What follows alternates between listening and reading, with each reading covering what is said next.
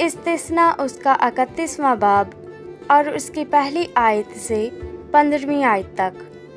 اور موسیٰ نے جا کر یہ باتیں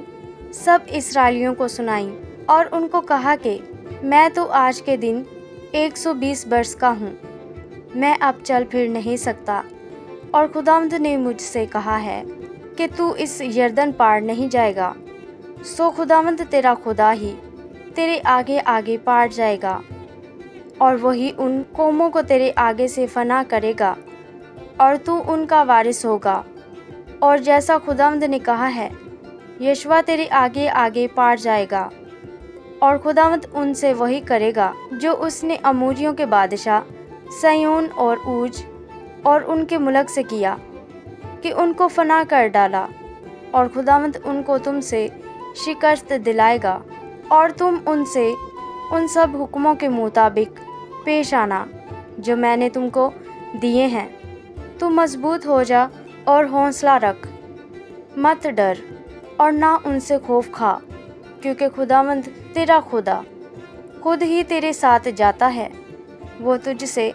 دست بردار نہیں ہوگا اور نہ تجھ کو چھوڑے گا۔ پھر موسیٰ نے یشوع کو بلوا کر سب اسرائیلیوں کے سامنے اس سے کہا کہ تو مضبوط ہو جا اور حوصلہ رکھ، کیونکہ تو اس قوم کے ساتھ اس ملک میں جائے گا جس کو خداوند نے ان کے باپ دادا سے قسم کھا کر دینے کو کہا تھا، اور تو ان کو اس کا وارث بنائے گا، اور خداوند ہی تیرے آگے آگے چلے گا،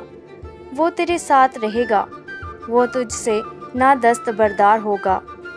نہ تجھے چھوڑے گا، سو تو خوف نہ کر اور بے دل نہ ہو۔ اور موسیٰ نے اس شریعت کو لکھ کر اسے کاہنوں کے جو بنی لاوی اور خداوند کے عہد کے صندوق کے اٹھانے والے تھے اور اسرائیل کے سب بزرگوں کے سپرد کیا۔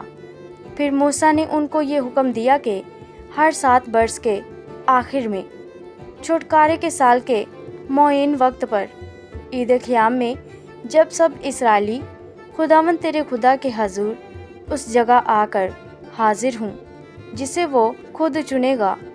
تو اس شریعت کو پڑھ کر سب اسرائیلیوں کو سنانا۔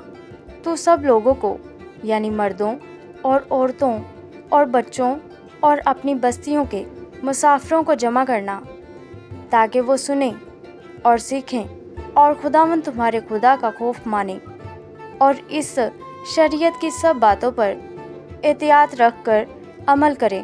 اور ان کے لڑکے جن کو کچھ معلوم نہیں وہ بھی سنیں، اور جب تک تم اس ملک میں جیتے رہو جس پر قبضہ کرنے کو تم یردن پار جاتے ہو، تب تک وہ برابر خداوند تمہارے خدا کا خوف ماننا سیکھیں۔ پھر خداوند نے موسیٰ سے کہا کہ دیکھ تیرے مرنے کے دن آ پہنچے، سو تو یشوع کو بلوا لے اور تم دونوں خیمہ اجتماع میں حاضر ہو جاؤ تاکہ میں اسے ہدایت کروں۔ چنانچہ موسیٰ اور یشوع روانہ ہو کر خیمہ اجتماع میں حاضر ہوئے، اور خداوند ابر کے ستون میں ہو کر خیمہ میں نمودار ہوا، اور ابر کا ستون خیمہ کے دروازہ پر ٹھہر گیا۔ آمین۔